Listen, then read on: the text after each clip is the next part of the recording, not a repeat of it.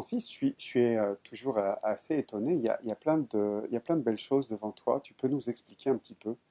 Tu peux me raconter un peu la genèse de ces sculptures, de ces ronds, de ces choses qui sont minérales, métalliques.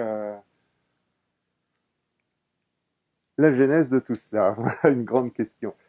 C'est vrai que ça fait partie de mes activités les plus importantes actuellement, d'essayer de mettre en place ces sculptures qui participent, je pense, de peut-être pas du hasard, je dirais pas ça comme ça, mais je pars pas avec un plan, je pars pas avec une idée, je laisse un petit peu les choses faire, je laisse le souffle de l'esprit agir.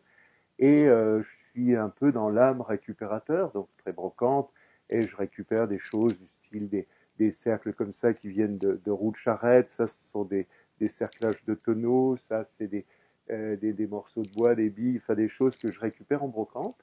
Et dans mon atelier, qui est là, pas très loin de moi, eh bien je laisse faire un petit peu les choses. Alors évidemment, je trouve un plaisir énorme à travailler ça. C'est une espèce de méditation dans le mouvement, une méditation, alors ça veut paraître idiot de dire cela, mais une méditation en soudant à l'arc, une méditation en ponçant du bois.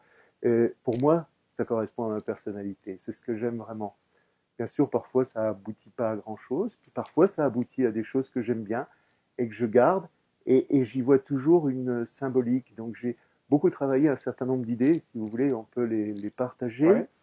Euh, Par le cercle, symbole du cercle, la perfection du cercle, que je mets souvent en opposition avec le cube, le cercle, la perfection divine, le cube, l'humain, qui lui est fini, calculable, mathématiquement, on peut connaître très facilement son volume, sa superficie, alors que le cercle, il dépend du nombre pi, qui est un nombre transcendant, dit-on en mathématiques, ce qui veut bien dire ce que ça veut dire, qui nous élève et qui nous montre la perfection. Donc ce sont ces oppositions que j'essaie de faire, toujours pareil, en trouvant des bricoles. Il y en a plein mon jardin, je fais ça depuis plusieurs années maintenant.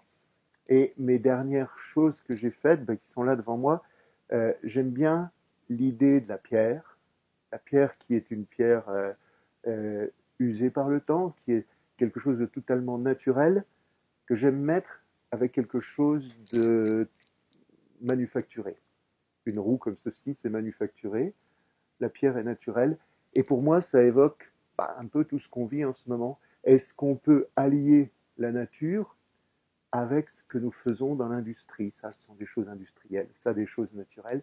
Cette alliance-là me touche, me fait réfléchir sur ce que nous faisons de notre planète. Bon, c'est aussi évidemment, tout le monde parle d'écologie, donc j'aime pas trop revenir sur ces mots-là, mais j'aime bien mettre ces pierres-là. Actuellement, je travaille sur des pierres un petit peu plus précieuses. J'ai rencontré quelqu'un qui a des, pas précieuses au sens diamant, mais un peu plus sophistiquées, un peu moins courantes, on va dire. Et puis, il y a aussi des idées que je développe de trouver des équilibres ou des déséquilibres. J'aime bien quand on est à la limite de l'équilibre, comme si on était sur un point de rupture. Bon, tout cela me donne beaucoup de réflexion, beaucoup de joie dans la création de ces choses-là, beaucoup de joie à partager aussi. Il m'arrive d'inviter des personnes ici pour partager cette joie que j'ai à créer sans prétention aucune. Je ne me considère pas comme un grand sculpteur, ni un plasticien, ni quoi que ce soit. C'est mon activité. En fait, je vais dire, c'est la mise dans la matière de ma méditation personnelle. Voilà. Merci beaucoup, Francis. Merci de cette joie partagée. Merci.